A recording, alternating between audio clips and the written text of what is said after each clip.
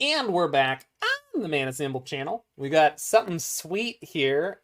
This is similar-ish to a brew that was played by the great and wonderful Seth Saffron Olive of mtggoldfish.com to a 5-0. So I have some excitement for this bad boy here. So this is Abzan, quote-unquote, Pox Blade, Pox Brew. The only green card in our entire main deck, nay, our 75, is Deadly Brew, which is black-green sorcery. Each player sacrifices a creature or planeswalker. If you sacrificed a permanent this way, you may return another permanent card from your graveyard to your hand, which seems pretty innocuous and doesn't really seem like... Okay.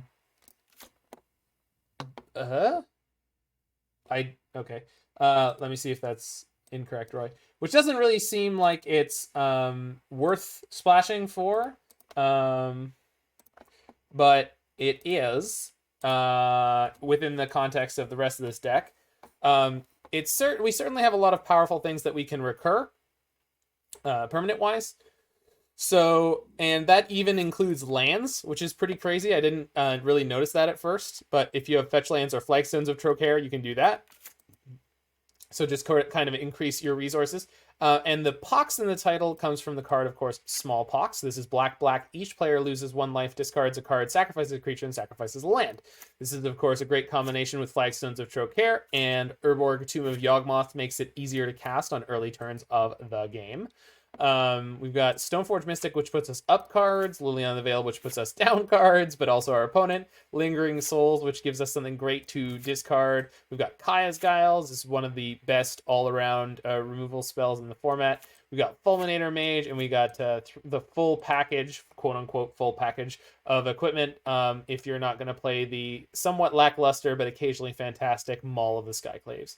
Then we got the 4 Thoughtseize, 4 Inquisition, 2 Fatal Push, and 1 Bloodchief's Thirst. So I think the strength of this deck overall is supposed to be this is probably one of the few decks that can say it has a reasonable to reasonable plus matchup against blue-red prowess. We'll find out. But my instinct tells me that between the Thoughtseize and the Inquisition plus the Smallpox, you can probably set up a brutal exchange in the early game. And that deck is not always able to pull itself back together after it gets its lands hit a couple of times. Then you set up into something like Liliana the Veil or Lingering Souls to buy yourself more time, to use cards like Kaya's Guile, to use things like Stoneforge Mystic to just pull yourself to the end. For everyone who is interested in betting on this league, this is the classic 3-2, 2-3 kind of deck. So yeah, we're definitely making it a little difficult on you off the start tonight. So, but I hope Jiggy Wiggy and Brian and Roy and Alex and all my good friends and all my new friends are doing just great out there. 855 followers. We're kind of cruising our way up to 1K here. My YouTube's been popping off. Jiggy Wiggy just subscribed there. So that'll be back up to 39 sub points. I'd like to crack 50 at some point. I don't know if I'm supposed to like put an on-screen sub thing or whatever. I'm hoping that over the course of this week, more and more people trickle in from all the challenge result stuff that's been posted all over the place. Hey, thanks for the follow there, Crully1. There seems to be a lot of buzz about the Velomachus deck. Hot tub stream at 50. Again, I have access to a hot tub. I just don't know how I'm going to like stream anything that I would want to be streamed. Well, this hand is like perfection. Anything that I would want to be streaming in there. Don't hot tub stream? Why? He was talking to Tony. What's wrong with Tony? What's Tony's problem? You heard whispers? Whispers in the dark about blacklisting? Dude, Canister's done it. Big Ben's done it. What is that? What? I don't... Okay, so while I could just set up for a turn 2 Pox here, I'm pretty sure I want to pop off this Heritage Druid right now. Because if they play Dwinnen's Elite, then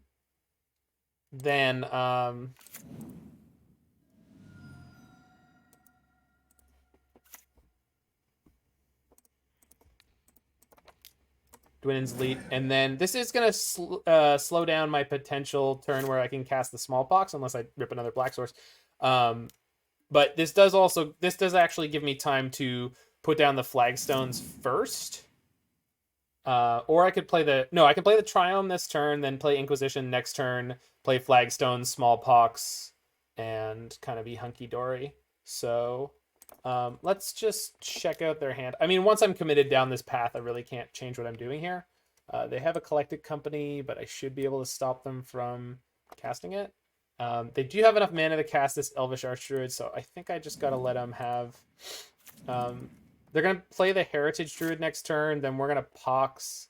Hopefully they don't pick up another cheap creature here, and we just strand the Collected Company in their hand for a couple turns. That is such an obnoxious draw. Ah, that's so freaking bad. Oh my god. Brutal. God damn it. Alright, well, nothing we did matters at all anymore. And I'm finding it very difficult to figure out how, if at all, it's possible to navigate out of this situation. I'm pretty sure I have to cast Smallpox this turn, not because it's going to do any particularly relevant damage here, but because it will stop them from being able to cast the Collected Company. It's their only card in hand, so they will have to...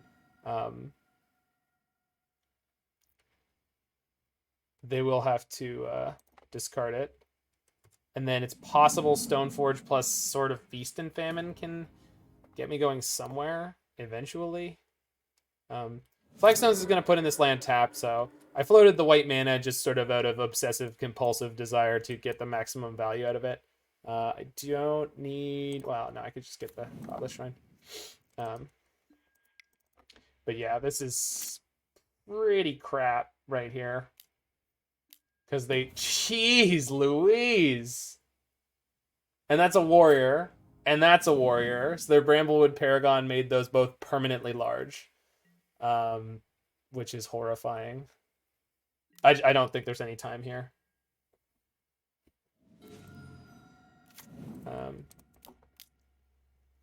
Yeah, I mean, I can go and get Batterskull and Sword of Feast and Famine. But I think math-wise, I'm just already dead. 1, 2, 3, 4, 5, 6, 7, 8, 9, 10, 11, 12, 13. So they have 13 damage. Chunks of it have trample. I think I'm not actually dead, but I think I'm virtually dead. They can't activate their War Master, but good lord, that was just a grotesque top deck. Completely unacceptable. I mean, I'm not like, you know, their deck is playing good cards and good synergies, so that's going to happen from time to time. Sometimes you're going to get the absolute shit knocked out of you. So I think if I block here and here, I'm only taking 1, 2, 3, 4, 5, 6, 7, 8, 9, 10. Okay, only dead. I could probably... No, I can find a block there that keeps me alive, but it's pretty pointless. So that was something.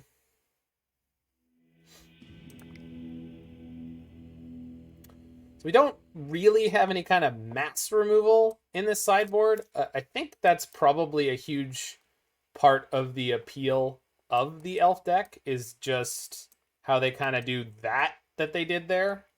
I don't know. Maybe it's worth keeping Thoughtseize. My problem conceptually is they're going to unload their hand so freaking fast that, like, I think that this feels like a no-win kind of matchup. Like, we really don't have any tools that can win this game other than supreme attrition. Maybe that means I'm just almost basically supposed to stick with the main deck.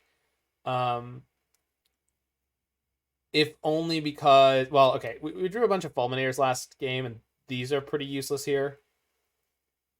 They have a lot of basics, and 3 mana for a Stone Rain is nothing to write home about. So I'll take a Vanishing Verse over that. And maybe Gideon of the Trials is better than Liliana in that it shuts down a specific creature out of them and can double as a win condition. I guess Kaya, Orzhov Usurper could theoretically be okay. Exile some of their little crappy creatures. Yeah, Kaya 3 is acceptable. Probably better than Kaya's Guile. And I don't think I need Sword of Fire and Ice. Yeah, it's just that a lot of all the removal I can board in is 2 mana. So I already have a ton of 2 mana spells, and trying to keep up with them by playing 2 mana spot removal is just like, I don't know. I feel like that's a pretty losing proposition. I think we're just gonna get run over. I agree Thoughtseize is pretty bad, Shauna, but like Guile is amazing. I don't think Guile's amazing. Alright, well, too late now. There's still 2 Kaya's Guiles.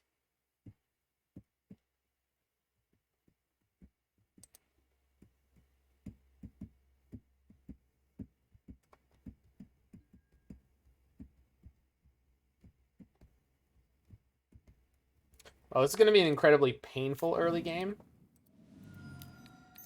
But might work out. Okay. Rex Sage. What are they bringing that in for?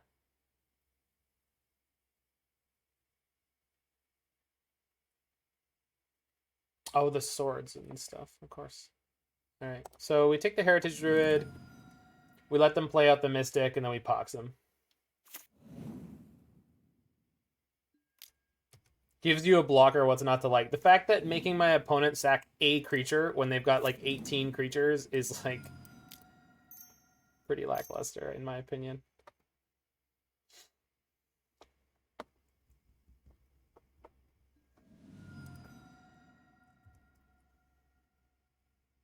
So they're down to 1 land in hand, and they didn't have any 1 mana plays. Their deck contains 1 mana cards such as Heritage Druid that don't, in and of themselves, actually produce mana. So they've got a lot of dead draws here. So this is feeling pretty okay as a start.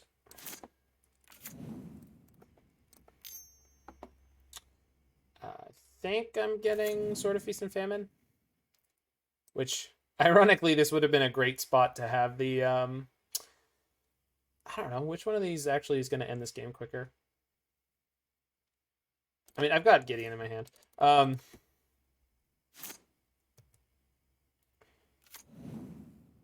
So yeah, I cut the Sword of Fire and Ice, which obviously would have actually gotten this game over quicker, but it's fine. Okay, it's fine.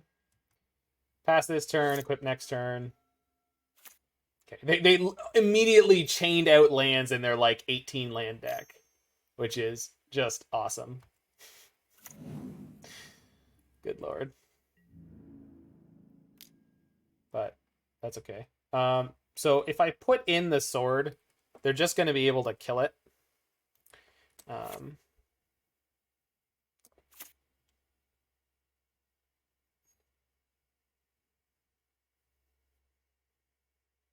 But if I draw a land, I can stop them from... Sorry, I should kill the Lord that produces huge amounts of mana. If I put in the sword, they can just kill it. So let's just not bother and leave them kind of stranded. And that was exactly what I wanted to draw, because now I go play Gideon. We shut their creature down. Then we attack them for 1. Boop. Did you consider playing Sedgemoor Witch? It's not my deck list, so yes, but no. I would consider playing Sedgemoor Witch. The person who built and played this deck to a great finish in the challenge did not, so I didn't put it in here. I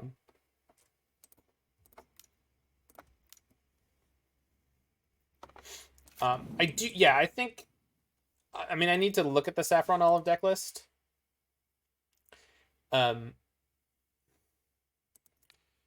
But I think it's pretty likely that that deck has a lot more spells than this one does. Although this one has quite a good number. I think the bigger problem with it is as a 3 mana payoff, it's just not even, it's not as good as Fulminator Mage. It's just not. Like, So, okay, interesting choice.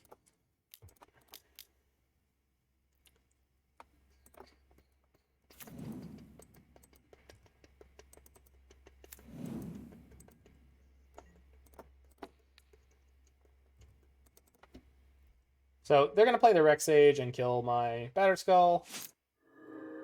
Synergy with Smallpox. Yeah, but you have to think like Smallpox is putting you back on lands, and then your plan is then to go up on lands by. Oh my god, this deck is so stupid that they also get to cast their Reclamation Sage. Good lord, like is this an average sequence for them? I have no idea.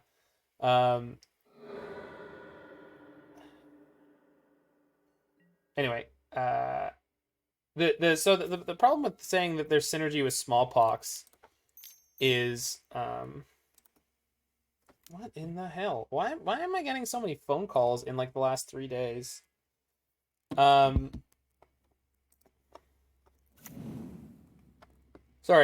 Yeah, so the synergy with Smallpox problem is just like, well, yeah, there's synergy, but then like you got to think of how do you get to the synergy with Smallpox? You're saying you're not casting your Smallpox until after you've cast your 3-mana play? Or what if you cast your Smallpox, then you draw your 3-mana play, and then all of a sudden you find out, oh, now we drew God damn it. I'm doing too many things at the same time. Now we drew our 3-mana play. The extended warranty on my car has run out. Well, you have no idea how sad and ironic that statement is, Brian.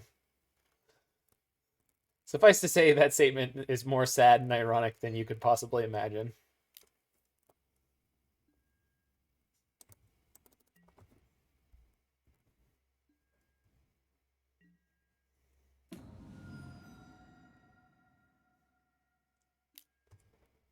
Okay, so we're doing 3 damage per turn. They can't keep cards in hand, but they have a pretty good amount of mana. I can bounce my sword around, plus I am drawing some number of removal. That shouldn't be a problem if it's good enough as a standalone card. Well, what do you mean, Jackie Chan? Like, what? I'm not really sure I understand what you're saying.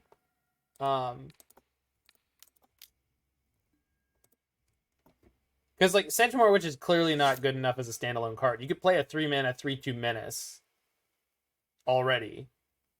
Probably more than one. I know that's a common from Amonkhet. Which is obviously not what you mean. But I struggle to understand how that... Okay. Is it going to be a collected company in combat? Of course. How could it not be? With the other part of the deck. Yeah, it's just that when you... If you're counting on your 3-mana play in Modern to have to set up other things for you, I just don't think that that's a tenable strategy at all. Like, 3 and 4, turn 3 and 4 is where you're supposed to be winning the game. Yeah, the cocoa was disgusting. I'm glad that chat is distracting me pretty efficiently from what's actually going on in this game. I also really hope that pause there was my opponent starting to salt off in chat, because, you know, that would 100% be how this goes. Of course we would draw no business spells. It's okay. So this is just one of those things where we have a deck that is designed to beat up on a very specific part of the Modern metagame, and it has a terrible matchup against a deck that is uncommonly played, but quite good. Elves may not be that popular, but it has proven itself to be fairly good in the last couple of weeks. Am I just dead? 1, 2, 3, 4, 5, 6, 7, 8, 9, 10. Yeah, I don't care anymore. So that is an abysmal matchup. We're not playing Plague Engineers. We have nothing. We have nothing for that matchup, and they just absolutely crushed us. And the exact sequences they had in both games were obscene. We ran into the classic Thoughtseize problem of we thought we were so clever with our black discard spells. I set myself up for a perfect situation where my opponent was going to get crushed. Unless, of course, they had a draw step, which they did. And when they Elves just lose to fast combo though. Exactly. I'm not saying that it, but like what fast combo is that popular right now? No, being crushed is not my kink.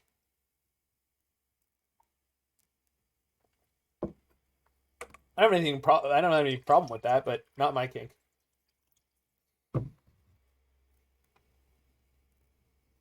Yeah, I mean, but I don't think that Elves does necessarily lose to blue-red prowess, because I think if that were the case, the challenge where they recently like crushed all the way to the top, they went to the finals. I think they won it or they went to second place, but I can't imagine that happening if the fact of the matter was that they lost to blue-red prowess. I don't think they do. I think they can lose, but I think they can also overwhelm blue-red prowess.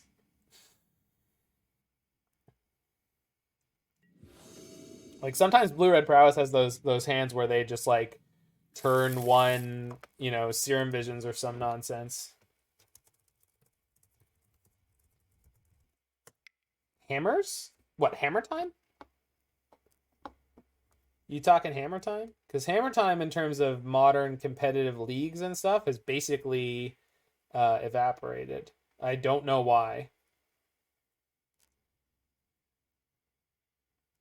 Remember combo decks? There's combo decks. I was just asking which combo decks are popular and successful in tournaments right now.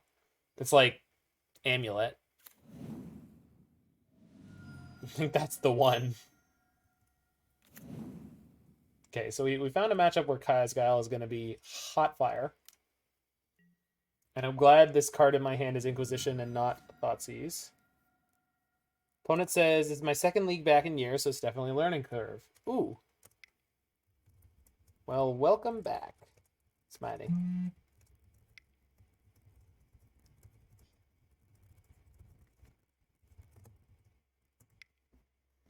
Swing by the stream if you like. Plug, plug, plug, plug, plug. Always plug.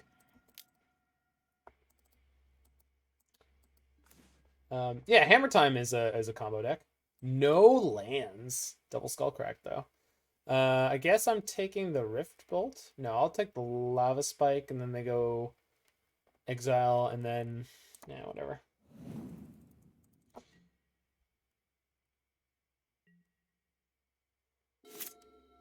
No, he's an MTGO user.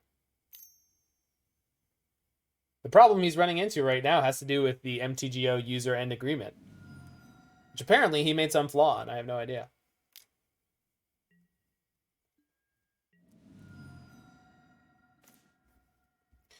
Well, that seems like a pretty good draw.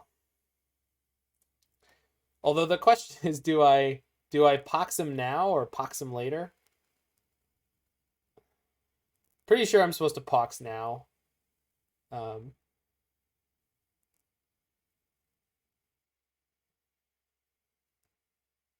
Yeah.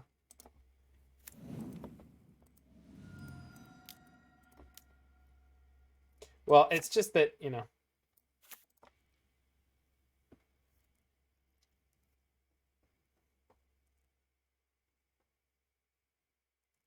they scooped. Okay, then.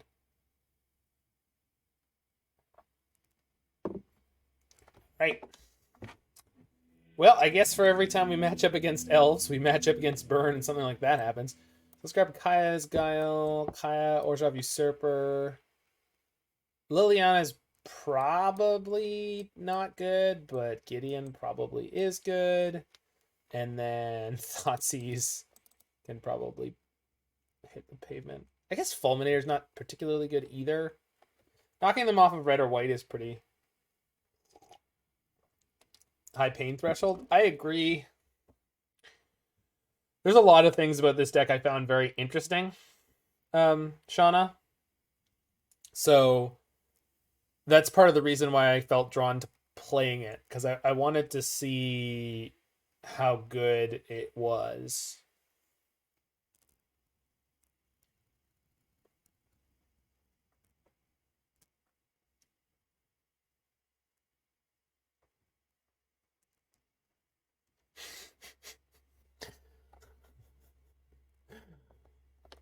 I'm pretty sure I've taught my whole chat how to play well with each other, and you guys are just you're like little puppies just giving each other little bites. It's like it helps you become a properly fully formed adult to have your foibles poked at. That's my personal opinion. Nah, I'll keep the Fulminators. They seem better than Liliana. I don't know if that's true, but I feel like it is. I don't know. Do we have any like where's KO Diamonds? Where's my black mid-range players at? It's been a long time since I've played a multi Liliana deck to any great level. Bit mean.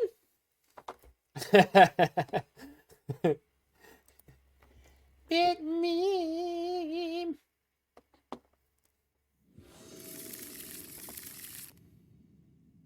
All right. Oh, baby! Players can't gain life. Damage can't be prevented. Wow. All right. Well, that's a kick in the teeth. I guess I'll bring in the Vanishing Verses in the next one. Jeez. That's an oldie but a goodie. It's also 3 less damage. Yeah, sure. Do I want to take a damage to Inquisition on turn 1 when I have no play on turn 2? I do not. In before Reflecting Palm. You know, if I was on an Emrakul deck, I would be worried about that against someone who would have Leyline of Punishment in the sideboard. Wow. I guess they don't know about the new hotness that is the Vortex.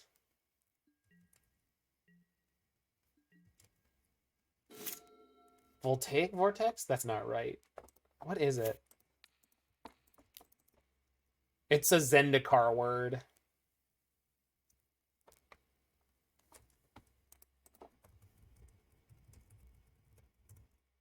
Roiling Vortex, that's right. Roiling Vortex. That is the Zendikar word. Yeah. They've got their skull cracks in too. That's so cute. And sucky for me.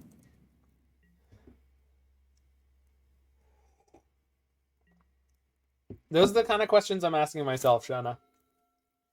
Those are the kind of questions I'm asking myself. Well, Flagstones fetches the Triome too.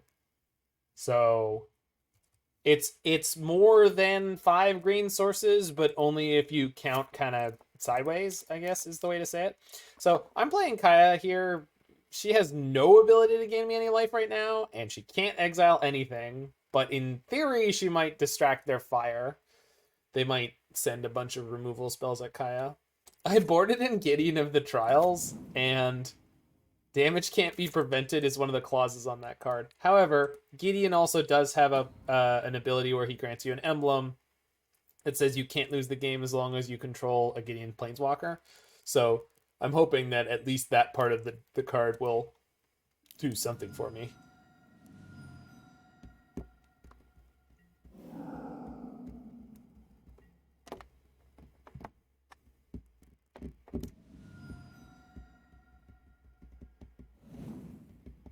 They bolted the Kaya. Winning. Hashtag winning. It's also crazy because my constructed rating after the challenge is almost 1800 right now. The challenge plus the the PTQ plus the 4-1 that I played afterwards. So it's kind of crazy to me that we hit this matchup against someone who's like fresh. Although maybe their constructed rating was really high and it just stayed. So I get to do this at least and dump one of these Kaya's Guiles.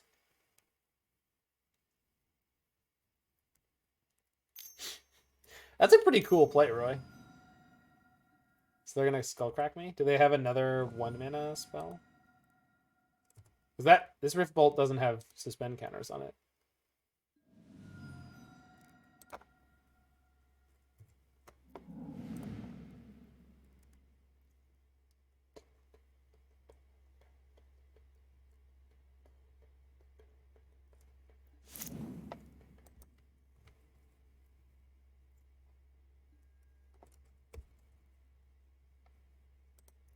The Indatha Triome. Cool. Let's eat some cards out of the graveyard. Oh, yeah, this was the Rift Ball. Yeah, it was the first 2 cards I exiled. Yeah. Well, Pox is doing Pox things to them, so that's kind of good. Like, they're light on resources. Boy, are they ever. Okay. Well.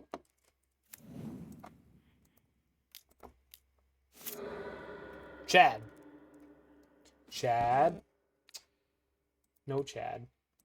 Sweet Chad. Does anyone remember? Anyone? Tom Green's character in Charlie's Angels? Was dating Drew Barrymore somehow? Also was dating Drew Barrymore in real life somehow? Not the character, the actual Tom Green. Just so much worse. Canadian, though. You don't understand the deflecting palm comment? It was very common in this era, Roy, to sideboard deflecting palm in burn decks against Emrakul decks. Emrakul Through the Breach was like pretty hot to trot about 4, 5, 6 years ago.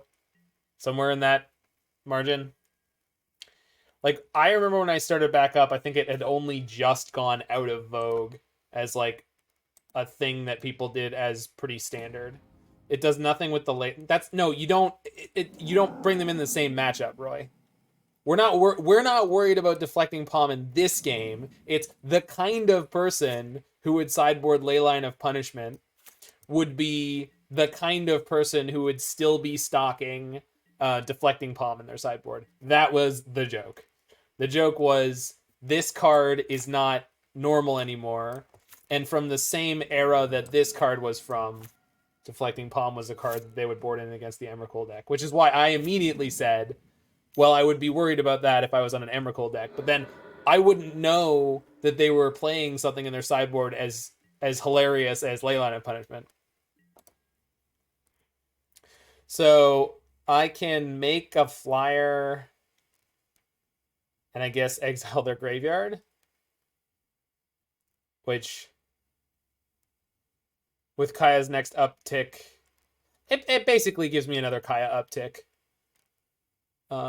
So that's what we're gonna do. Yeah. And then the reason I'm doing that is so that I can play an equip Sword of Fire and Ice here. Palm with Leyline was the other part of the joke. I didn't even get that because, you know, very smart player, the best. Well, now I just want to play Gideon to stop myself from dying. So that's what I'm going to do. But we can always do this spirit thing the next turn. This Kaya is going to kill them fairly quickly if they don't do anything about it. They have 12 cards in exile, and they're about to go to 12. So today I learned to use in before. Yeah. In before is I'm going to call it a meme format, but it's a stream thing where you say you're in chat and you say in before X things happens, which is usually something horribly unfortunate for the streamer. So if you were queuing up your Abzan Pox deck, you go to that person who's streaming and you say in before you match up against elves 3 times this league. And then they match up against elves 3 times this league. And you're like, yo, I called that. I synced it.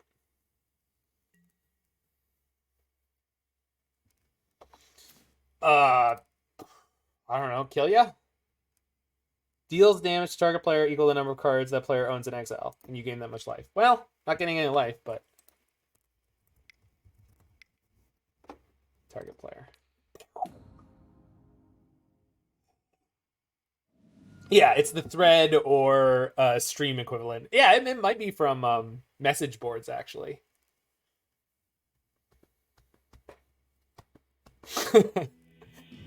Thank God damage can't be prevented. Otherwise, we'd be in severe trouble.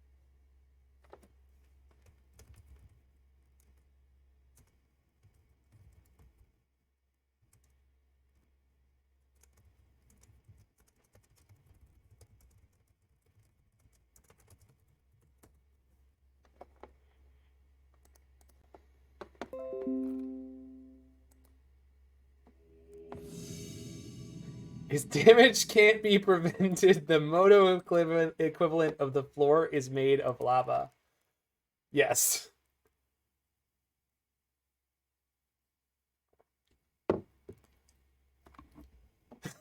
Is your MMR in the 1400s, Brian? Come on. Oh no. Strom?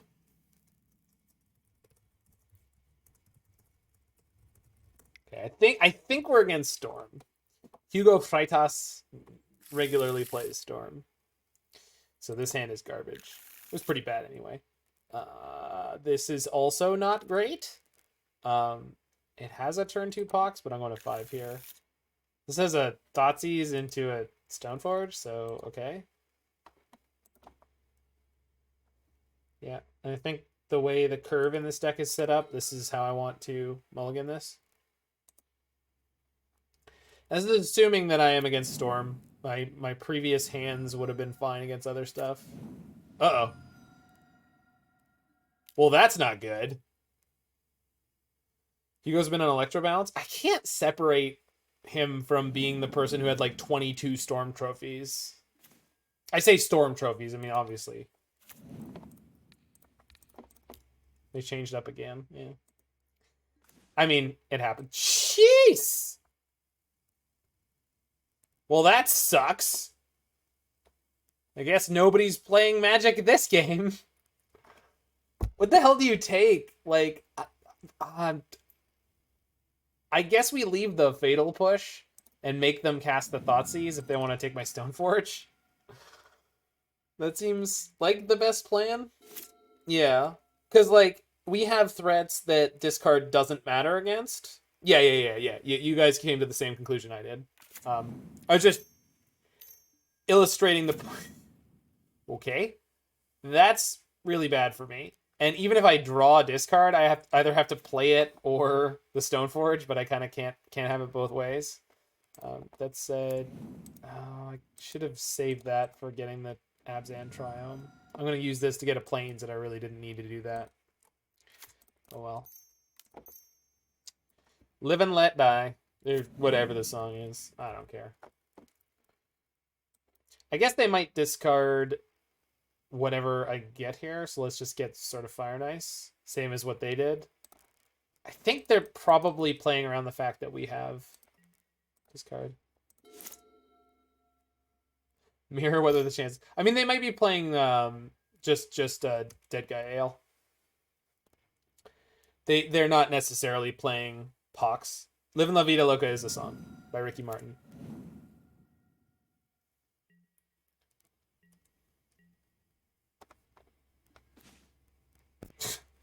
Well, that sucks.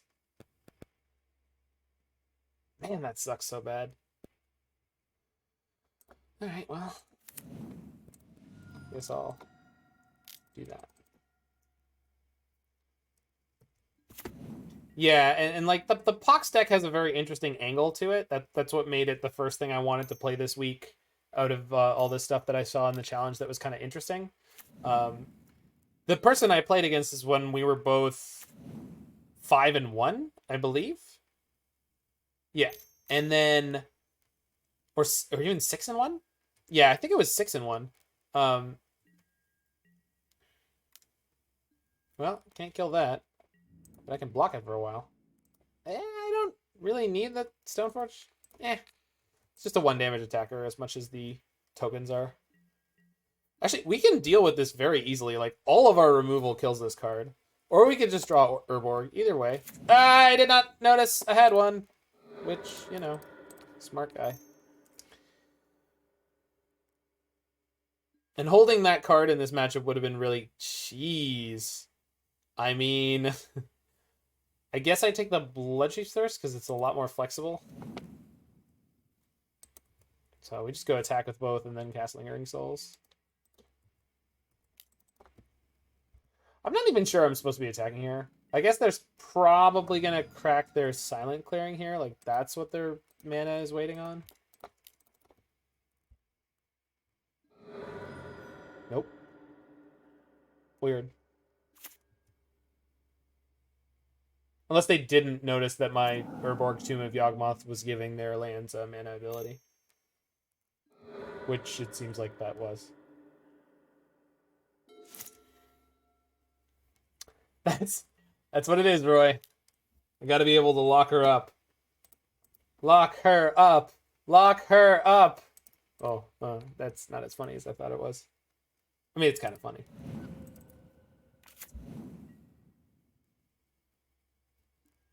I'll see. Now that's a card draw.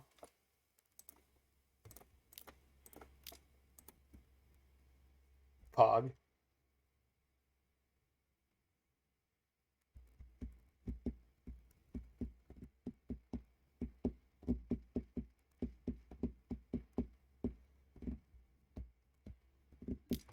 I know, they finally failed pushed my Stoneforge. It's really funny too, because even if I held the Urborg in my hand, I wouldn't have been able to do anything with it off of this. Just the way that Pox works, we would lose it anyway. So it kind of became a non-issue. I do have double black spells in my deck. I think the main deck does not have any double white spells, I think. Also, they really need to fix this crap. This spirit token in the art, that is a 3/2 red and white spirit token that does not fly from... Oh, for the love of God.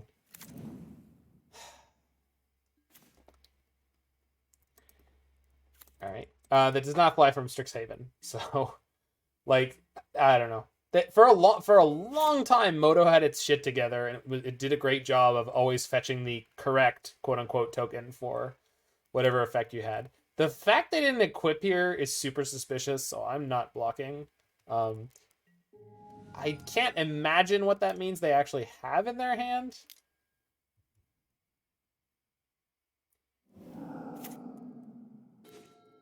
SLD Kuki Kamigawa? SLD. Oh, Secret Lair drop. Okay. Yeah, that's not something I know in my mind as a set acronym. That's a terrible goddamn acronym.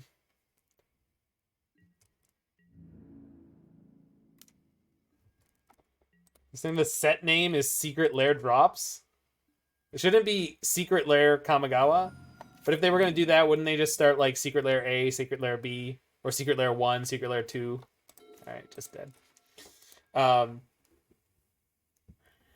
Like, that's a really unfortunate. That's not the set code for those, is it? It can't be. Because they're usually 3-letter names. Although I guess at the rate they're making products now, they might run out of them really fast. Free up more namespace for their non-promo sets? It should be. But they can't just name them all SLD, can they? Don't they have to have a code that reflects which SLD the card is from, since they're not even remotely the same? I guess they don't have to. That used to be the way things were done. SLD. Yeah, they're all just SLD. Is that what it says on the card? Yeah. Huh. That's really, really stupid. And by stupid, I mean smart. Like, it's actually very smart. I'm just annoyed by it because I don't like the secret lairs in general. But that's because they haven't yet put out a single one that I actually think is worth my time or energy to become invested in. Okay, so I think Fulminator Mage is probably real good here. They did not put out many lands at all, and I feel like if you can get the leg up on them there, it's going to be a big deal. I think the Liliana the Veils are bad. Maybe they're not. Maybe they're actually the opposite here. The discard's bad, though, right? It's playing Expressive Iteration in GDS. That was something they were talking about on the Faithless Brewing podcast this week. How did you find it? Because they kind of had the...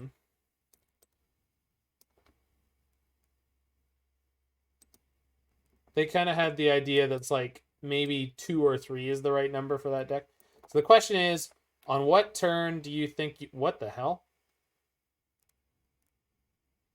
What the hell deck is this? This is not GDS. This deck is playing 4 Expressive Iteration. This is a 4-color, no green control deck. This is wild. My first thought about what turn you'd be playing Expressive Iteration would be turn 4. Or 4 or more mana is where you'd want to cast it. I would not like to have 4 of them in this deck. That is a lot of air, quote unquote. But maybe it's okay. This seems light on removal. Although maybe no, it's not.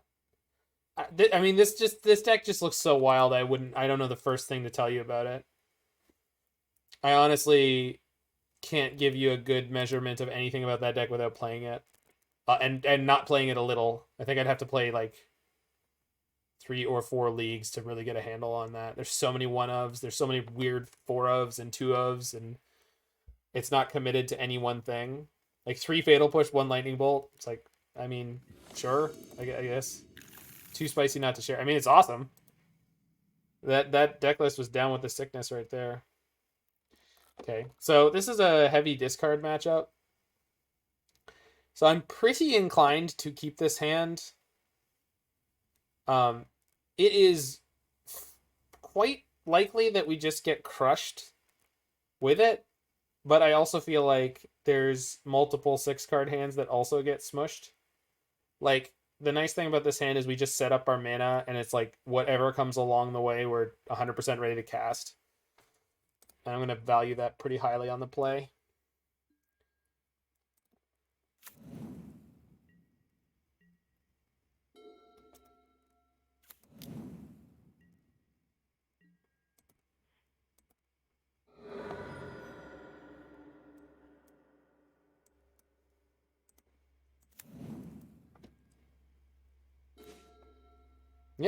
Yeah, this might be insane. This is a bench summer list. He loves sending screenshots. He likes casting Smallpox after your Twiddle OP just sacked their lands for Lotus Field. That's hilarious.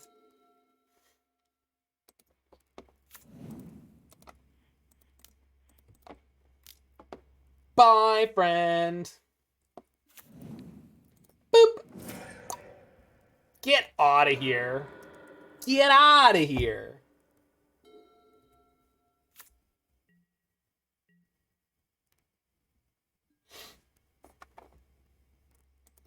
Hold on now. I'm going to do it again.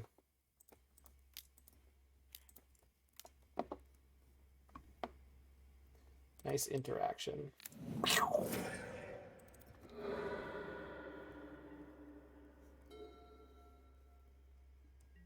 Yep. And that is how you win that game. That's about all I have to say about that. I know. See, UMad knows what I'm talking about. Someone did accurately point out that he did play a bunch of As Foretold, Electro Balance? Electro Balance is the correct deck name. That doesn't matter at all, you poor bastard. It kind of matters. I'm 1 mana short of playing and equipping the sword. Oh, well, that's gross. You know what's like a completely unacceptable thing to happen? This right here. Hey, sack a creature or planeswalker. I'm going to sack one. And then I'm going to get back a Fulminator Mage. How do you feel? Good? I feel good. Yay! We did it! Going to game 3. This man is totally insane. Thank you! Carnage!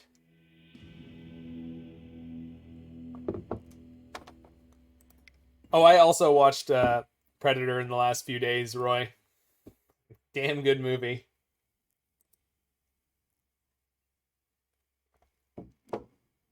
Been a long time since I'd sat down and watched Predator. It was good. The special effects were nothing compared to the T-1000, but I mean, that was like almost 10 years later, so. This deck seems fun unless your opponent is playing Ren and 6. You missed us running into elves. I like the first one. I stopped super early with Predator 2. I mean, is Schwarzenegger in Predator 2? Because, I mean, I think that's going to be a pretty quick tell of how good. And again, James Cameron didn't direct Predator 2, did he? I bet he didn't. That's what I'm saying is like that I've never heard anyone say, "Oh, yeah, Predator 2, that's where the franchise really picks up." It's like, "No, Predator 1 was the good one." And it just sort of has a cult following where it's like Terminator is a good movie. Terminator 2 is a great movie. Alien 3 is the best one. I'm pretty sure Aliens is supposed to be pretty much by and large the best one, right? I mean, obviously there's nothing definite in Love and War, but pretty sure Alien. Oh, you were making a joke. Okay, good. I have not seen Alien 3. I've seen Alien and I've seen Aliens, which is Alien 2. Yeah. And it's the same with Terminator. 2 is the best one. 1's very good. 2 is the best one. Alright. Flagstones? Not that I'm gonna cast. Maybe I'm gonna Pox here. If I Pox, what do I end up with? So I play the swamp, I Pox, I sack the swamp, I discard. Yeah, I should wait another turn. I think that I can.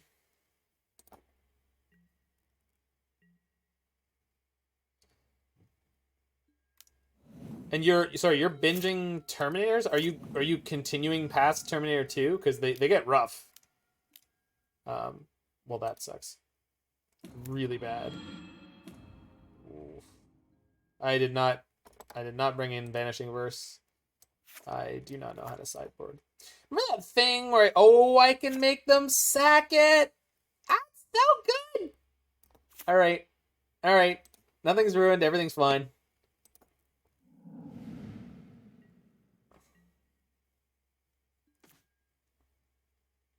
All right, Deadly Brew. Proving its stripes over here. You prefer Terminator 1 to Terminator 2? That's fair. It's the kid makes Terminator 2 a very different movie. Not good or bad, just very different. I would say the action in Terminator 2 is overall a lot better, like a crazy amount better, but that's action only takes you so far. Does green seem worth it over being just white black? Well, that's what I'm trying to find out, Freed. Appears to be a positive correlation between the quality of the Terminator films and Arnold's screen time. How much is he in Terminator 1? It's a pretty good amount. Terminator 2, he's there like 90% of the film. 3 is where it really, like, 3, I think 3 might be the weakest one of all of them by far. And then they get into this sort of weird prequel space, which is not the worst thing ever, but it's not great. It's the Governor, man. He also made a pretty fantastic speech after Are you merp facing that? Are you merp facing the Governor? I'm a fan of Schwarzenegger, both just as a human being and an actor. I'm sure he was a acceptable governor. I've never heard anything horrifying about him, although certainly had his own. Okay, because you gave the merp face. You were just like colon backslash that guy.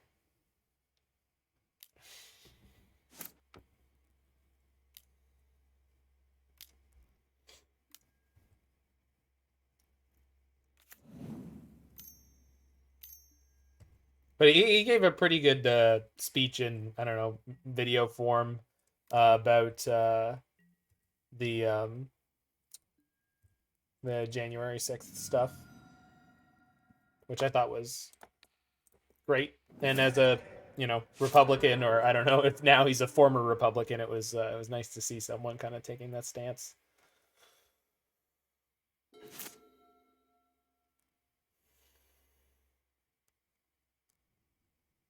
Yeah, but I think he's very much not one of the crazies, right? Like, do you know one of his big pushes was against gerrymandering? You prefer Scream 4 to the other films in the series? I mean, Scream 1 is pretty special.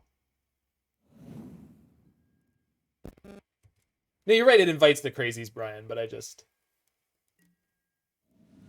this is one of those cases where it's a celebrity who I don't consider to be one of the crazies.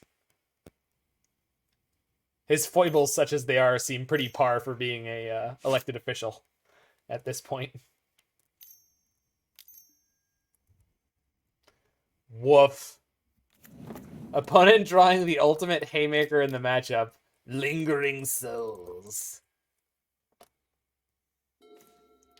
And that card is now pointless. I wonder if I kind of like completely mis-sideboarded for this. It's a very tricky sort of matchup. Well, I don't think you're ever going to call Saw the classics, but Saw 1 is a triumph of horror. Oh, that's so brutal. They had 2 cards in hand. I mean, almost all their removal kills a Batterskull anyway, or a germ token, so it's not a big deal. Saw 1 anyway. Saw 1 is a phenomenal horror movie. It might be one of the greatest horror movies I've ever seen. Saw 2 leans heavily into the sort of splatterfest angle of a Saw movie, but it's still really well written. And then Saw 3 is where they jumped the shark, and then they never came back, and they just completely went in the wrong direction, quote unquote. Saw 3 also was the departure of the original writers. They were like, hey, we're done with this. And the studio was like, okay, but dump truck full of money if you let us keep making movies. And it's like, okay, I guess. Just give him one of these. This will follow Surely Indecisive. Ooh, hey, ooh. Yeah, Saw 1, though, Roy, really has a good Asian horror kind of vibe to it. It's very low budget in sort of the appearance and everything. It's very conceptually horrible. Thanks for the beating. Hey, you were the oh, that's you there. Well, it's okay, Surely Indecisive. We haven't been doing a lot of winning. And then what was the other one you mentioned, Roy? Scream. Scream is in as much as Saw was like a very, very good sort of, I'm not gonna call it postmodern-y twist. It's just like a really good return to form for like the horror movie genre. It's not a slasher movie. It's like I don't even know the right. It has enough like slasher movie kind of like if you like that kind of thing in it that you're not going to be dissatisfied, but the psychological aspect is the heavy leaning part of it. But then Scream on the flip side, Scream is like the love letter postmodern movie about the tropes of slasher movies, and it's just great. It's Scream is great. They made a lot of sequels, which kind of made it. You know, they had a lot of stuff they had to figure out. But we're on the draw again. Hey, Mad MTG. My favorite horrors: Alien, Quiet Place, Hush, and Haunting of Hill House. I don't know most of those. I mean, I know them, but I never watched them.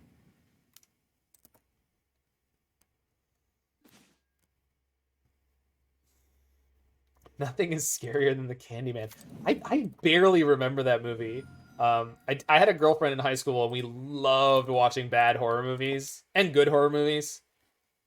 No, it looks like pawns on a crappy hand. Which this hand is gonna suck for me. Gotta take the Clothis, because Clothis is great.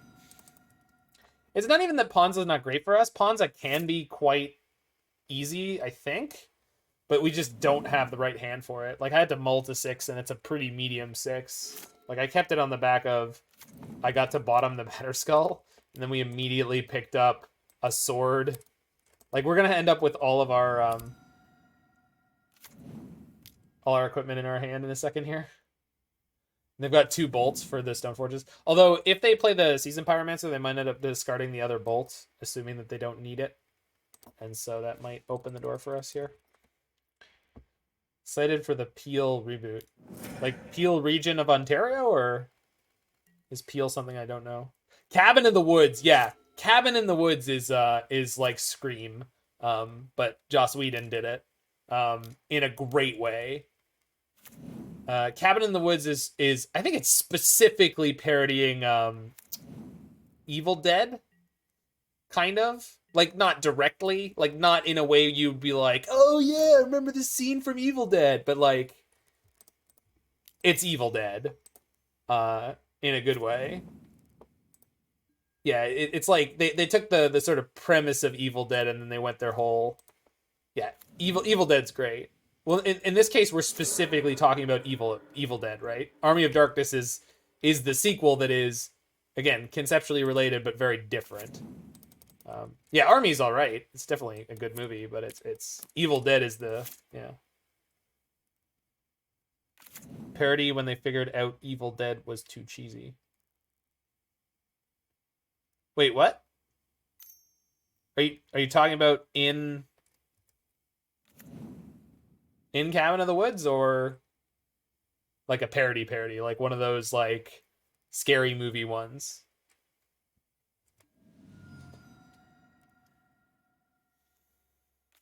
One of the worst movies I've ever seen was a Spartan movie.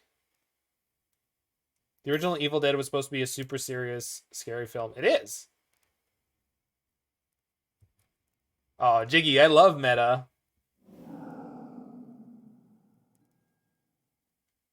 Did it not hit home? Are you trying to tell me that Evil Dead wasn't a successful horror movie? Dude, Evil Dead is messed up and scary. Spartan movie was terrible, Mord. I'm not saying you're not allowed to like it. We're getting wrecked? I mean, only on every conceivable axis. But Jiggy, you need to direct your mind to the inconceivable. Tucker and Dale versus Evil. Now you're talking. That's a movie I think a lot of people don't know about. I get to put in Batterskull here and then cast a Pox that kills their elemental token because they didn't attack with it. Yeah, that sucks. Is it even worth doing? Because I can play and equip the sword next turn. Yeah, I wasn't supposed to do this. I was thinking I was going to cast the Smallpox, but it's not worth doing. And now my Batterskull is exposed for all the...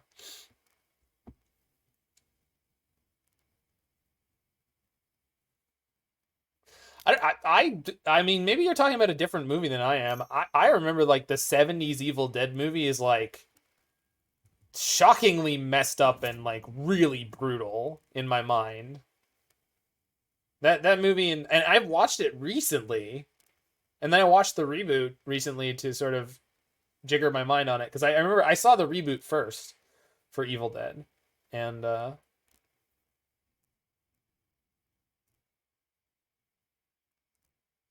Anyway, Tucker and Dale versus Evil I need to see at some point. I never did, but it looked fantastic. Although the fact that I've never heard anyone talk about it means maybe it's really bad. The reboot here was terrifying. Yeah, it was. And that it kind of made me want to watch the original, and I thought that they did a very good job. The reboot was phenomenal.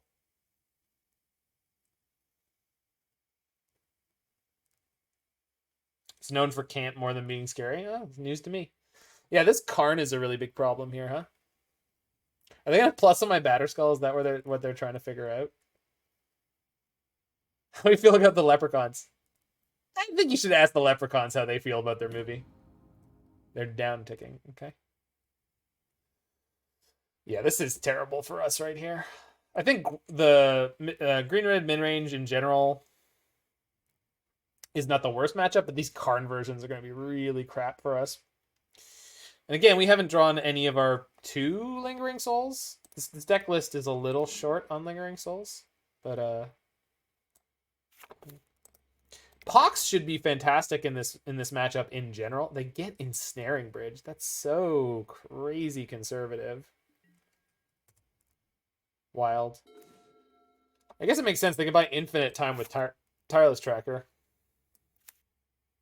Man, the card is so brutal here because otherwise I'd be able to get my sword in and attack through. Actually, no, I wouldn't. Wouldn't be able to attack through. But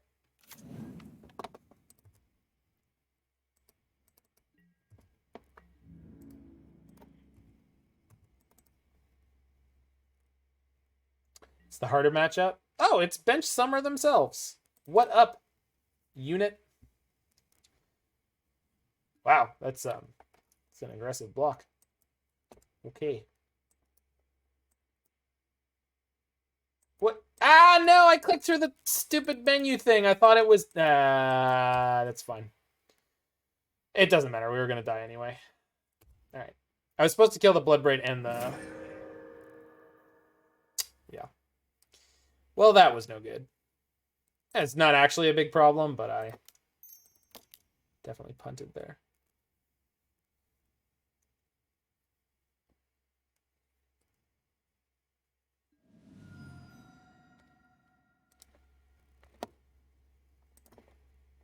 They're just going to stack the Bloodbraid here.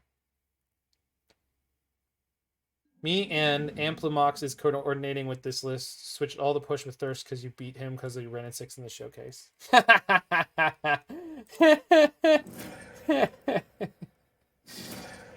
Yeah. The more popular Ren and 6 is, the worse this particular configuration was going to be for sure. And for this deck, I don't think playing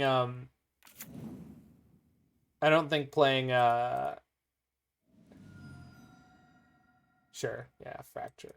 Okay. Do you mean Fracture, which I don't know if that's a card, but or Fracturing Gust?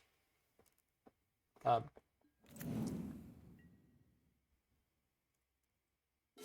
right, so we're pretty much screwed here because they've got Ensnaring Bridge and this Tireless Tracker that's failed to draw them a single card. New card in Strix. Oh, I know the one you're talking about. Yeah. Black, white, exile target, planeswalker, artifact, or enchantment. It's kind of the opposite of the Vanishing Verse. Opposite's the wrong word, but it's like sort of mirrored card in that it like, well, it never removes creatures, but it will remove any of these things. I get a Maze Mind Tome. Wild. Fracture is so underrated. People just haven't tried it yet. I just think it's unrated, right? Like a good horror movie. Continuing on the same tack we were on.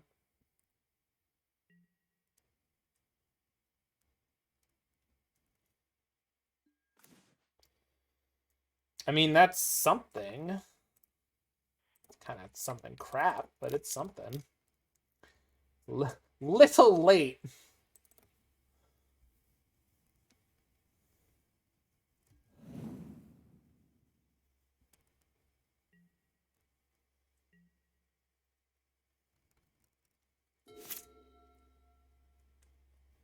They still have this Ensnaring Bridge in their hand.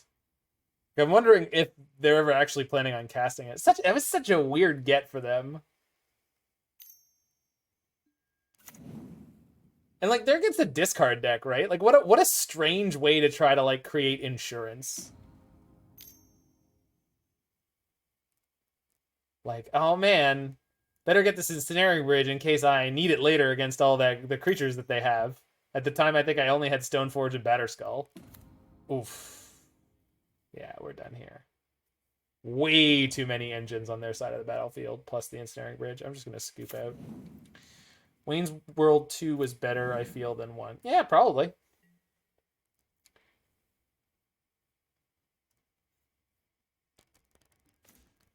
No, that was the problem with Vanishing Verse to me. The reason that like people were like, people thought that Vanishing Verse was going to be a big deal, and I think generally I disagree. In that, just as you're saying, most of the planeswalkers that are insane are 2 colors or colorless.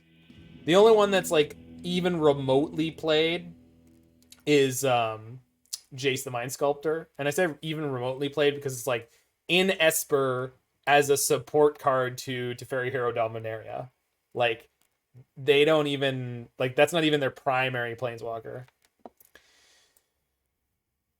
So I think this is a good Liliana matchup. It's a fine Fulminator matchup. I just need to make sure that I don't lose to the Ren and 6s. Yeah, this newer build of Gruul is going to be a pain. I also have to watch out for Veil of Summer post board.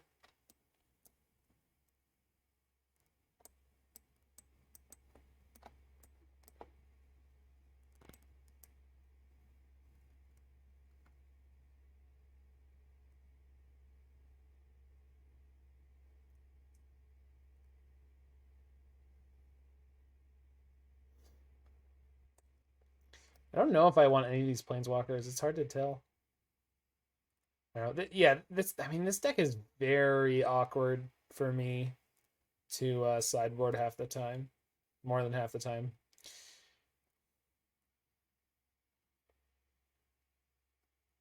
How's Deadly Brew? Playing in standard is not good there. Well, it's kind of one of the best parts of this deck list with like Fulminator Mage.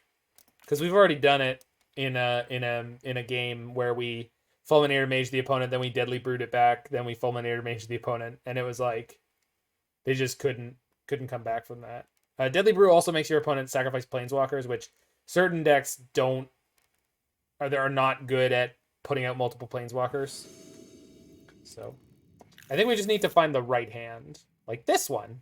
This one is excellent. This one is insane. This hand is unbelievable.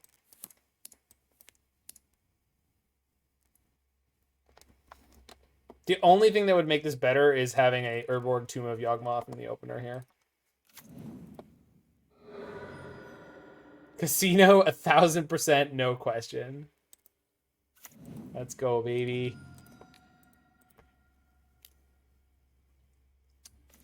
All right. So they're going to play a Utopia Sprawl this turn or an Arbor Elf. So I guess the question is, which one is more detrimental? If I take an Arbor Elf, they'll play the Sprawl. If I don't take an Arbor Elf, they'll play the Arbor Elf. I don't need to Smallpox on 2, but I want to Smallpox to force off their sprawled land, so I guess I'm taking the Arbor Elf. And then maybe we get to Fulminator the second one. Because they'll probably go basic forest with the they'll probably go basic forest with the Sprawl. No, oh, that's such a tilt.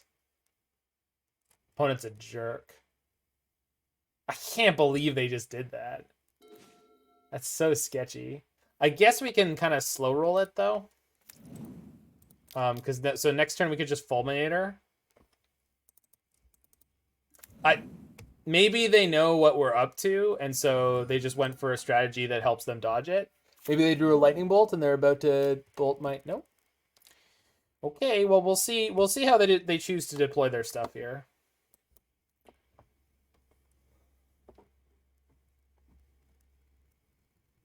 I recently seen that I didn't know existed. Mad Max with a young Mel Gibson. Oh, Road Warrior, right?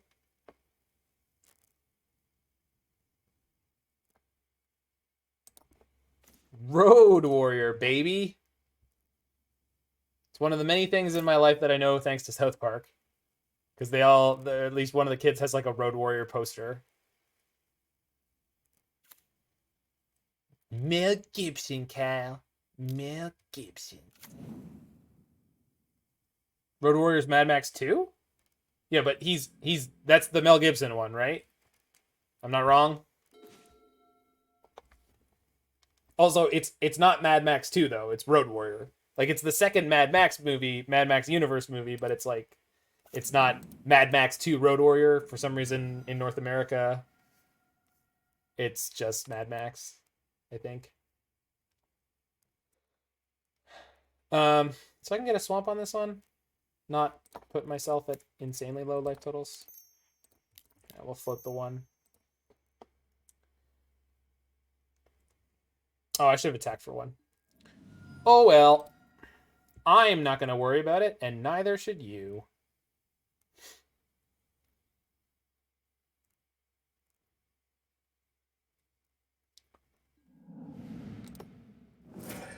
I want to see Jurassic World is a sad movie. Two young boys, parents getting divorced while being shipped off to a long lost family member and then being hunted down by dinosaurs. You know what? I saw that movie in theaters with a girlfriend at the time who we both very much liked the original. And Jurassic World was a great movie because just like the original one, which had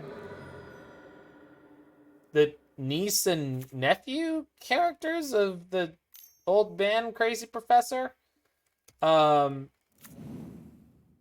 it doesn't matter. Like, why are you thinking of the plot elements of Jurassic Park beyond the movies being a great excuse to get a bunch of humans in a park with dinosaurs set free and watching the dinosaurs kill them? You know, like that's the point of the movie, and everything else is just kind of trappings.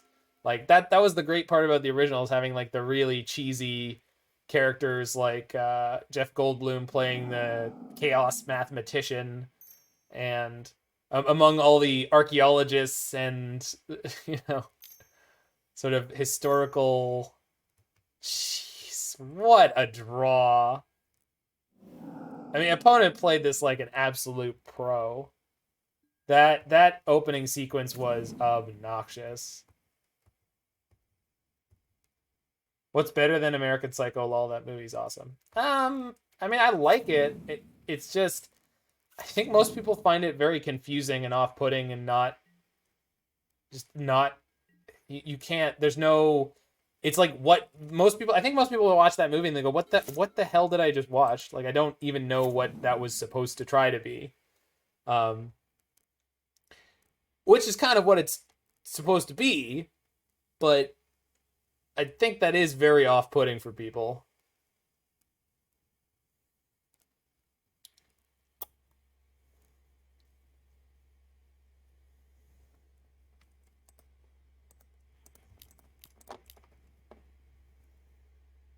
I hope they do not have Veil of Summer here. I guess I could plus Liliana, hit the last card of their hand, but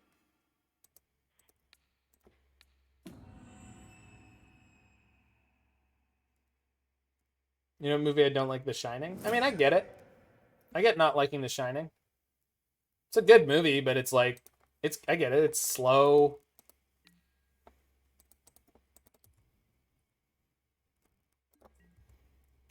I know when I first saw The Shining, I was like, not the most impressed. It's, I don't know. It's a bit dated, I guess is what the best way to say it. And like, some of the moments are so much bigger in pop culture than they have any right to be, because in the movie they're much smaller. Like there's just these very small moments with the Silence of the Lambs. I love Silence of the Lambs. Just full. I like all of them. Silence of the Lambs, Hannibal, and Red Dragon. Yeah, I like all those movies.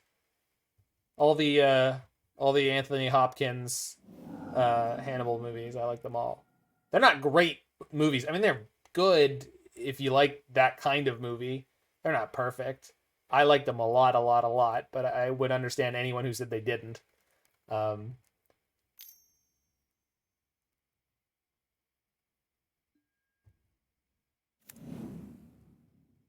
Sometimes they have these kind of tenuous plot connection moments where you're like, how the hell was anyone supposed to figure that out?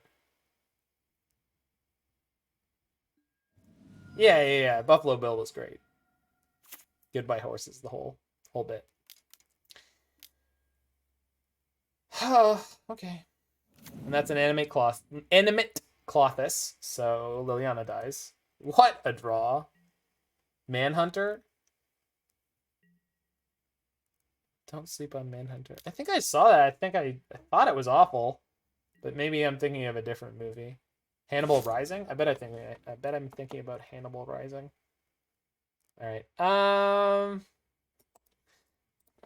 I could stay in and try to win this game, but that was awful, and I just don't care anymore. Felt like we just got totally outclassed there by the way they sequenced early. I guess I should have discarded one of their Utopia sprawls to not tip them off about the pox that they were so obviously aware of and played around perfectly because somehow their hand let them do that. Also, they top decked that Clothis immediately, right?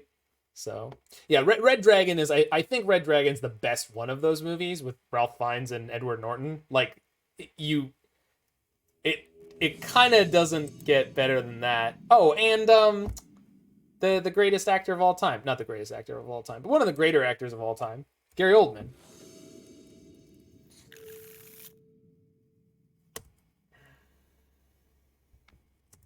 Red Dragon put back tattoos on the map. Yeah. 2 or fewer.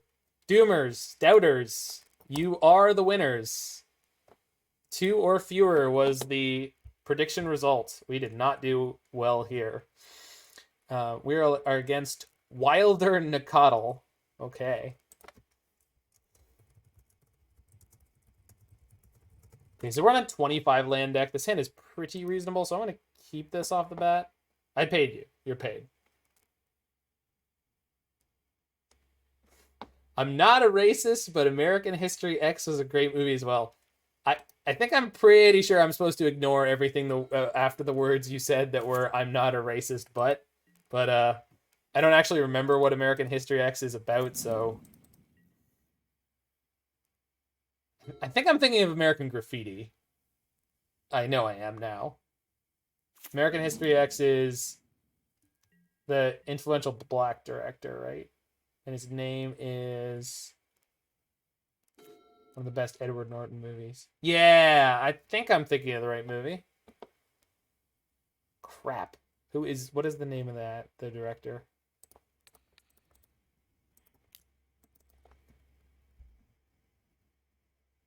Doesn't Edward Norton play a skinhead?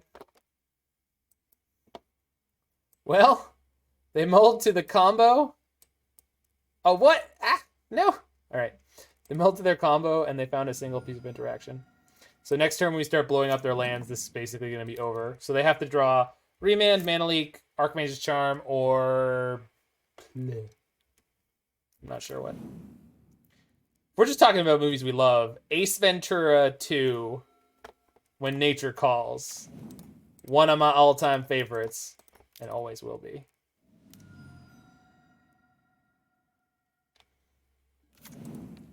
Hey, how, chitty chitty bang bang, chitty chitty bang bang, we love you. And our chitty chitty bang bang, chitty chitty bang bang loves us too. Hi, how.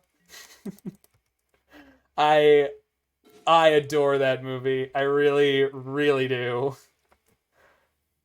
We're also playing a bunch of Kaya's Guiles against an Emrakul deck. So I feel like I kind of get to crush them at some point. I think I'm just playing Sword of Feast and Famine since... Unless they drew exactly Prismari Command. This could be a mistake if they drew exactly Prismari Command. No. Okay. Yeah. Ace Ventura 1 is a very good movie that I have a huge amount of affection for. But Ace Ventura 2 is, in my opinion, the superior film. It's just tighter. It's better. It's just funnier. Like, I got no more words, really.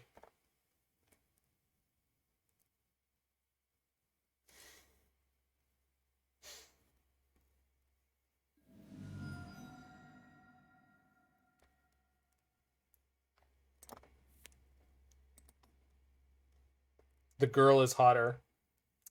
Girl's hotter. Girl's hotter. A lot less of part of the movie. Which I don't think is a bad thing, because it's like not really...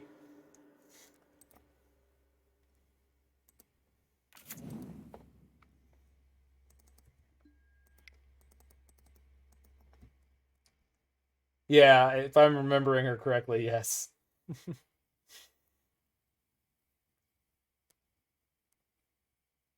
Also, I love the term smoke show. I've used it before, and I enjoy that term. Also, kind of excellently appropriate because, you know, smoking a la the mask. All right, can we play Stoneforge Mystic here? And yeah. If they have, again, like, I can't play around Prismari command into combo forever, and like I need to deploy something.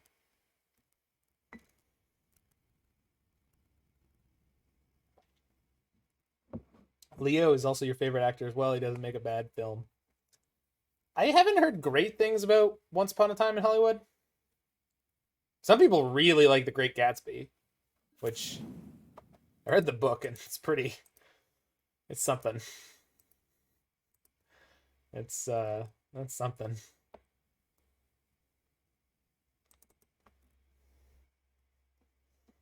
I read the book. I read about the book, and The Great Gatsby is. That's something.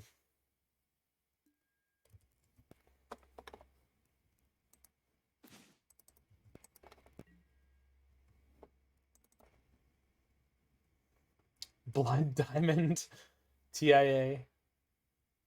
Yeah, I was about to say, Catch Me If You Can is a real damn good movie. There's also, was he in Shutter Island? Am I thinking about the right? Was that him? It was a decent horror movie. I mean, I don't, or suspense thriller. I don't know what you want to call it. I don't really care. It didn't have the most original twist or whatever of all time, but like it was a fine execution.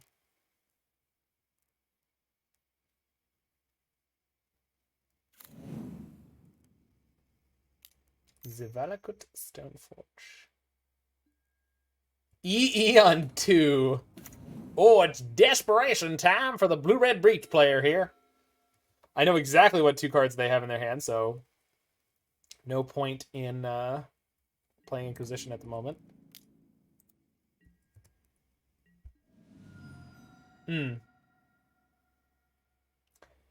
So the only thing I can do with my mana here is cast Kaya's Guile, or I guess sack the Sacred, or yeah, Silent Clearing. Sacking the Silent Clearing seems fine. Yeah, we're on 25 land decks. It's pretty easy to draw into more lands.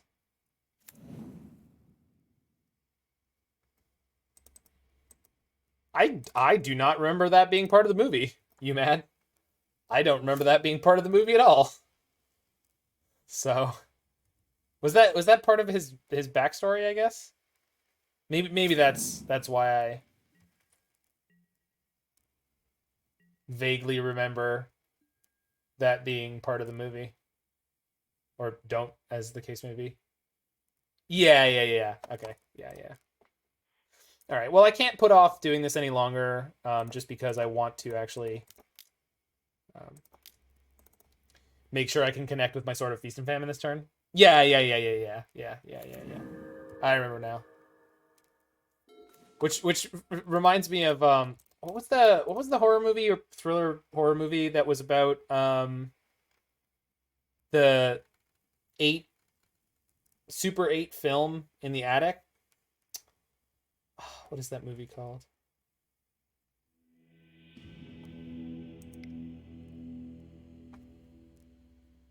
Anyway, it was sort of like a ripoff of. I mean, I say ripoff. No. But it was very Ring like. It was very much like, oh, you definitely took this concept from the Ring. No. It was Sinister. I think it was just called something like Sinister. Or like no, like they're like film reels. Like he has to thread the film into the old projectors and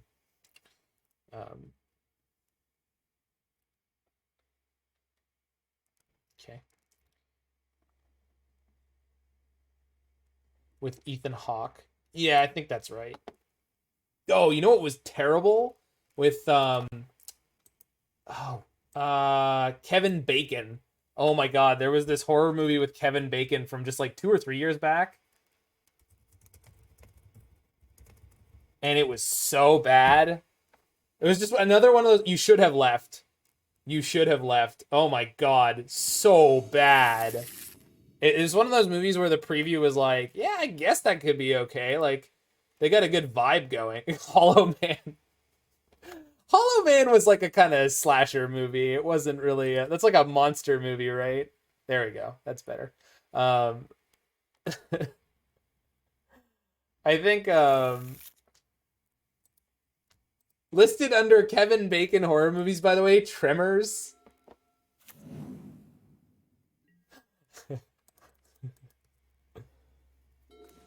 No, you should have left. Yeah.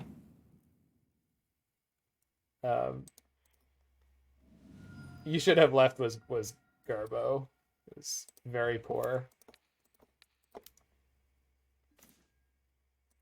They brought in Madcap against me.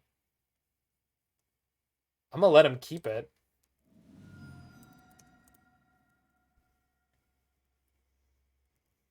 Well, I feel like listing Tremors as a horror movie is like listing Starship Troopers as like a military action movie.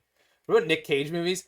Because of a podcast I listened to, I was recently considering watching Con Air, which I I don't know if that's I don't know if that's a good choice for my life, but it's definitely a choice.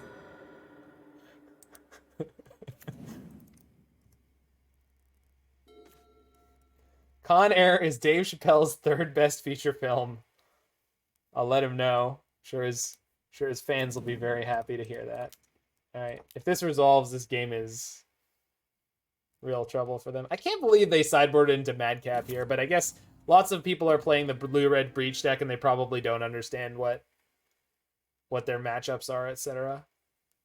I think I'll just discard the Marsh Flats. I'm kind of interested in holding and playing this Lingering Souls, to be perfectly honest. If you haven't watched Prisoners, suggest you watch it. Hugh Jackman and Jake Gyllenhaal. Huh. All right.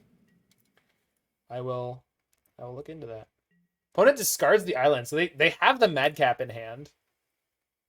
I guess they could have had a Bolt there to put my Liliana to not enough loyalty to Edict.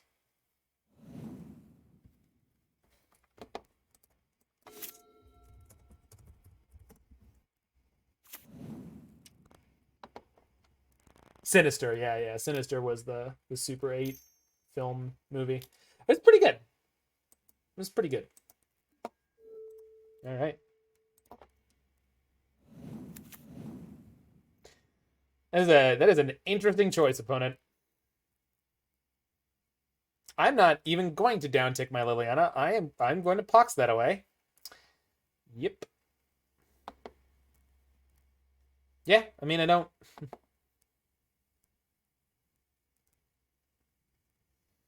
Play this, play the Pox, discard Lingering Souls. Then if I tick up, I have to discard my Fulminator Mage. I guess I'm just discarding the Overgrown Tomb then. Although then I don't have enough lands to play the Fulminator Mage, but I could probably just wait to get enough lands to play the Fulminator Mage. We'll just discard Lingering Souls. It's fine. So we discard the Lingering Souls to this.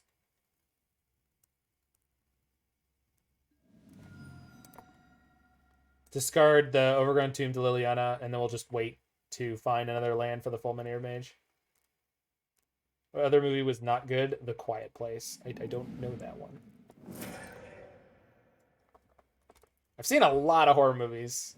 Medium to great to awful. There was one about an abandoned asylum that we watched.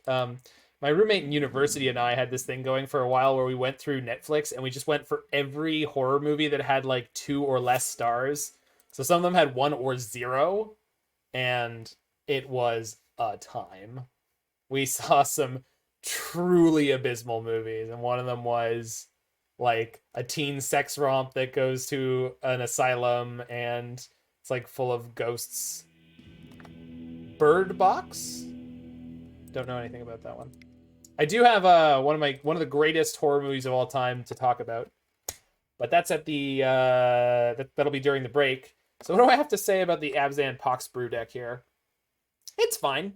Our Ponza opponent really gave us a thrashing by sequencing very carefully around the strategy. So Smallpox is definitely a card where better players will be able to navigate in a way around it sometimes that makes it much, much less dangerous to them, either by not playing a creature out into it or what have you. So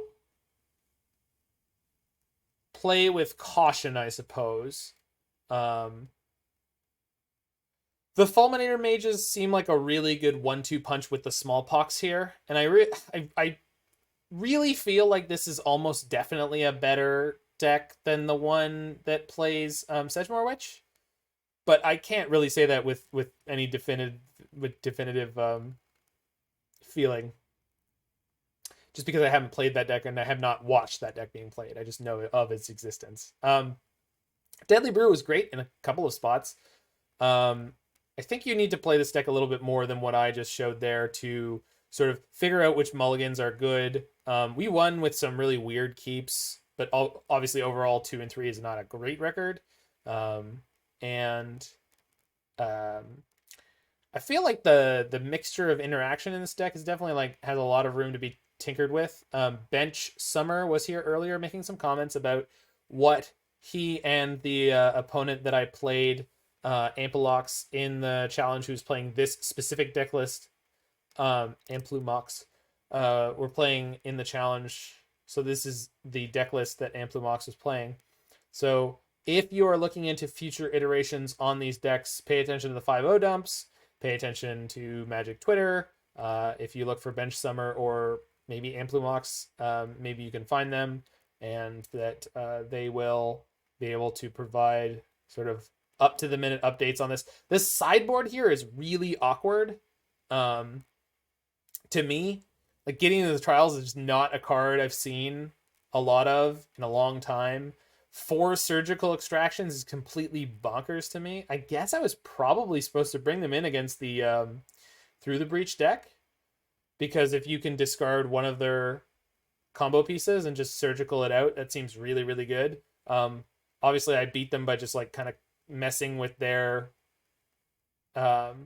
resources in a way that they had a hard time dealing with all of. But they were also fairly unlucky. So I don't know about that. And Vanishing Verse is a card I just don't care for, so maybe it's my problem and that I just didn't bring this in a couple of matchups where I was supposed to. But I generally feel like this card is just poor. And maybe this deck would benefit from some kind of mass removal in the sideboard. I don't know what you could actually play that would work particularly well, especially when you're nuking your own lands from time to time. But we're going to move on to a deck that is much more in my style. This is Nahiri Boom, so you can stick around here live on the Mana Symbol channel if you want to see that. And if you're in the future on the YouTube, make sure you hit that like button, smash that subscribe button. You can leave a comment below and let me know what other newish modern decks you are excited to see. I know the Serum Vision podcast that I am one of the people who creates that and hosts that. I'm sure we're going to have a ton of stuff to say about Modern Horizons 2 as it encroaches ever closer. So there's going to be a lot of modern brewing coming up real soon, and I'm excited to get into that for the first time in a while. So see you guys on